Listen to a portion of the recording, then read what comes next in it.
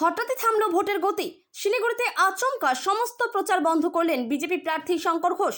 শিলিগুড়ির নির্বাচনী প্রচারের মাঝেই বড় সিদ্ধান্ত নিলেন বিজেপি প্রার্থী শঙ্কর ঘোষ। আচমকায় অনির্দিষ্টকালের জন্য সমস্ত রকম ভোট প্রচার ও জনসংযোগ কর্মসূচি বন্ধ করার ঘোষণা করলেন তিনি।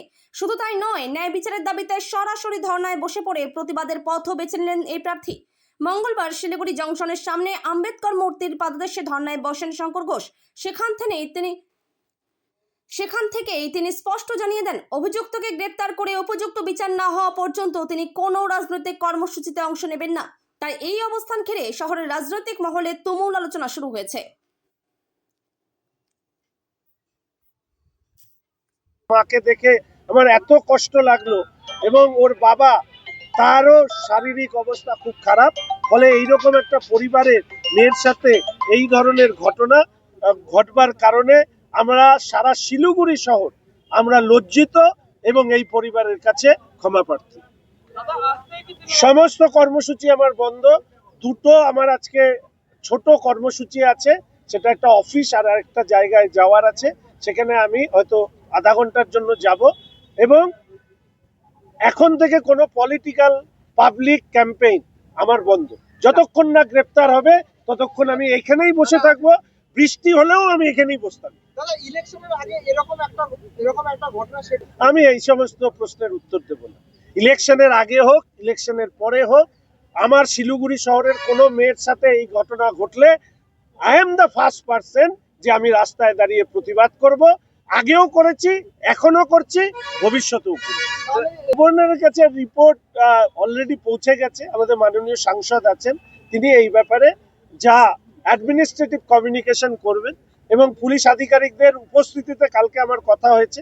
আমি তাদেরকেও জানিয়ে দিয়েছি যে 10টার মধ্যে গ্রেপ্তার। হ্যাঁ ঠিক, ওনারা ভগবান নন, আমরা এটা বিশ্বাস করি, কিন্তু পুলিশ আধিকারিকদের একাংশ, আমার শিলিগুড়ি বাদ দিয়ে আমি যদি বলি, তাদেরকে তো আমরা দেখেছি যে অনৈতিকতার সাথে তারা ভারসাম্য বজায় রেখে বা হাতে হাত ধরে তারা এই সরকারের, তৃণমূল সরকারের যারা দুষ্কৃতী নেতা তাদের সাথে সমঝোতা করে চলেন, রক্ষা করেন।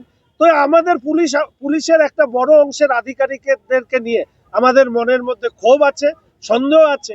এই রাজ্যকে রসাতলে পাঠানোর পেছনে কিছু পুলিশ আধিকারিক এবং কিছু আইএএস অফিসার আছে, এটা আমি আগেও বলেছি। আমি এখানে পুলিশ অবজারভার পৌঁছেছে, আমি তাকেও এই বিষয়টি জানাবো। আমি আশা করি সিপি সাহেব, শিলিগুড়ি পুলিশ কমিশনারেট নতুন এসছেন, তিনি অবশ্যই এই ব্যাপারে উদ্যোগ নেবেন। নচেত এই আন্দোলনের তীব্রতা এত বাড়বে। এবং আমি সারা শিলিগুড়ির মানুষের কাছে এই আবেদন করতে চাই যে আজকে আমির আলী আমার 1 নম্বর ওয়ার্ডের একটা ছাত্রীর সাথে নানা ধরনের অভব্যতার কারণে এই ঘটনা ঘটেছে। ভবিষ্যতে আমাদের ক্ষেত্রেও এই ধরনের, পরিবারের ক্ষেত্রেও এই ধরনের ঘটনা ঘটতে পারে। ফলে অনুরোধ করব যে শিলিগুড়ির জনতাকে, শহরের শুভবুদ্ধি সম্পন্ন নাগরিকদেরকে রাস্তায় আসবার জন্য। এটাই তো পশ্চিমবঙ্গ। এখানে নির্দোষ ব্যক্তিরা লাঠি বাড়ি খাবে আর দোষীরা পুলিশের সুরক্ষা পাবে। দেখুন, আমি বিশ্বাস করি না সব পুলিশ খারাপ, কিন্তু পুলিশ রাজনৈতিক চাপের কাছে মাথা নত করলে অনেক ক্ষেত্রেই অপরাধীরা ছাড়া পায়। আজকে এখানে যে সমস্যা তৈরি হয়েছে তার কারণ হচ্ছে পুলিশ অপরাধীদের সাথে সমঝোতা করেছে তৃণমূল কংগ্রেস নামক রাজনৈতিক দলের নেতাদের নির্দেশে, এবং এই ক্ষেত্রে মহানাগরিকও পার পেয়ে যেতে পারে না। এই শহরে, এই ডাবগ্রাম ফুলবাড়িতে যত গ্যাং তৈরি হয়েছে, 2বার মন্ত্রী ছিলেন, তারপরেই আমরা দেখেছি এগুলো গ্যাং রাজত্ব। ফলে স্বাভাবিকভাবে পুলিশের ভূমিকা নিয়ে আমাদের প্রশ্ন রয়েছে। খুশি থাকতে পারেন, উনি রাজ্যের মুখ্যমন্ত্রী, সে নিয়ে আমার বলার কিছু নেই, কিন্তু মুখ্যমন্ত্রীর উপস্থিতিতে এই পশ্চিমবঙ্গের বিধানসভার একজন বিধায়ক রাস্তায় বসে এই প্রতিবাদ জানাবে, কারণ মুখ্যমন্ত্রী তথা পুলিশ মন্ত্রীর কারণেই আজকে এই রাজ্যে অপরাধীদের বারবারন্ত। কারণ উনি বলেছেন উনি গুন্ডাদের নিয়ন্ত্রণ করেন, মানে গুন্ডাদের সহায়ক, বন্ধু। আজকে ভারতীয় জনতা পার্টি 1 নম্বর মণ্ডলের পক্ষ থেকে আমাদের এই ধর্ণা অবস্থান আমরা করছি। যে আপনারা শুনেছেন, গতকাল আমি নিজে ঘটনাস্থলে এসেছিলাম, রাত্রে শ্মশানে এসেছিলাম, যে 1 নম্বর ওয়ার্ডের একজন ছাত্রী, সেই ছাত্রীর দুর্ভাগ্যজনকভাবে আত্মহত্যা করে এবং পরবর্তীকালে যে বিষয় উঠে আসে যে আমাদেরই এলাকার একজন যুবক যার নাম হচ্ছে আমির আলী, যে এর পূর্বে এই ধরনের বিভিন্ন অভিযোগে অভিযুক্ত, তার দ্বারা কোনোভাবে চাপ ইত্যাদির কারণে এই ছাত্রীটি আত্মহত্যা করে। এই অভিযোগ পাওয়ার পরে স্বাভাবিকভাবে উত্তেজনা ছড়িয়ে পড়ে এবং অভিযুক্তর গ্রেপ্তারের দাবিতে মানুষ স্বতঃস্ফূর্তভাবে রাস্তায় নামে।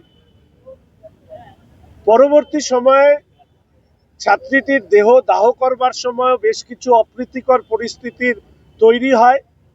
এক্ষেত্রে স্থানীয় শাসক দলের নেতৃত্বের ইন্ধন রয়েছে বলে অভিযোগও উঠেছে এবং শ্মশানের মধ্যে লাঠি চালনার মতন দুর্ভাগ্যজনক ঘটনাও ঘটে।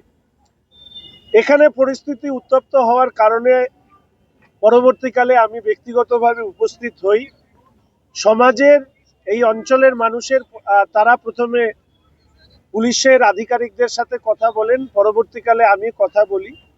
তারা আমাদের কাছে এই আবেদন করেন যে আগামীকাল 10টা অর্থাৎ আজ 10টার মধ্যে তারা গ্রেপ্তার করবার চেষ্টা করবেন এবং এটাও ঠিক, পুলিশ আধিকারিকরা বলেছিলেন সেই সময় যে আমরা তো ভগবান নই, যদি একটু সময় এদিক ওদিক হয়। তখন আমি ওনাদেরকে বলেছিলাম যে দেখুন, জনগণ চাইছে, আমি জনগণের প্রতিনিধি, আমি প্রতিনিধি হয়ে আপনাদের কাছে জনগণের দাবি উত্থাপিত করেছি।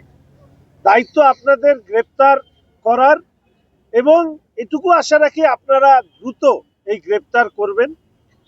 কিন্তু যদি সকাল 10টার মধ্যে না গ্রেপ্তার হয়, আমি রাস্তায় আসব।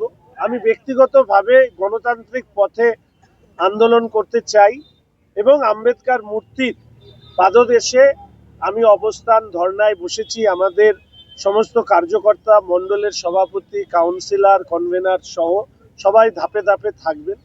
আমার সমস্ত ধরনের রাজনৈতিক কর্মসূচি আমি স্থগিত করছি। আজকে দুটো আমার কর্মসূচি ছিল, সেই দুটো আমি করব। অন্যান্য পাবলিক যে আমার ক্যাম্পেইন, সেই ক্যাম্পেইন আমি বন্ধ করছি। আজকের থেকে আমি এই অবস্থানে ততক্ষণ পর্যন্ত থাকবো যতক্ষণ না পর্যন্ত গ্রেপ্তার হচ্ছে। ঝড়, বৃষ্টি, রৌদ্রু, রাত্রি, কোনো অবস্থা থেকে আমি এই অবস্থান থেকে উঠবো না। কারণ আমার মনে হয়েছে যে পুলিশ প্রশাসনের একাংশ পশ্চিমবঙ্গ সরকারের মাননীয় মুখ্যমন্ত্রী তোষামোদের পলিটিক্সের দ্বারা প্রভাবিত। তারা এটা উপলব্ধি করেন না যে বারংবার করে এই অ্যাপিজমেন্ট পলিটিক্সের কারণে এবং অপরাধীদের সুরক্ষা দেবার কারণে এই ধরনের ঘটনা ঘটছে। হিলকার রোডেও একইভাবে একজন ডাক্তার মার খেল